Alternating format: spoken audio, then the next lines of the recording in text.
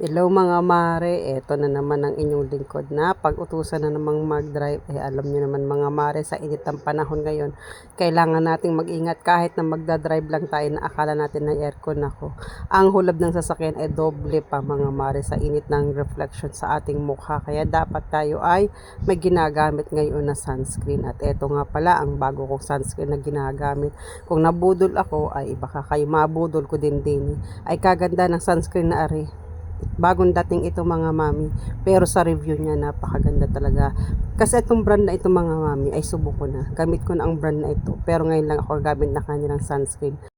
Ito lang naman mga mari ang sunscreen ng Showell, SPF 50 PA++, UVA, UVB protection, face and body sunscreen na itong mga mari, kaya maganda. Isa pa ang brand na itong mga mari ay hindi lang dito sa TikTok nabibili, sa mga mall ay nabibili din ito, kaya hindi ka mag-aalala kung magka sold out man dito kasi napakaganda ng produktong ito at mabilis, syempre mabili. Kung hindi ka man mahilig sa TikTok, aba ay meron pa rin ito sa mga mall. Kaya eto na mga mari, ang aking pag-iintay ay ilang araw ko rin aring inintay, nagtiis sa init at gusto ko talaga masubukan ng produktong ito. Ay baka kayo ay mabudol ko din, ay nasa yellow basket lang yan mga mi.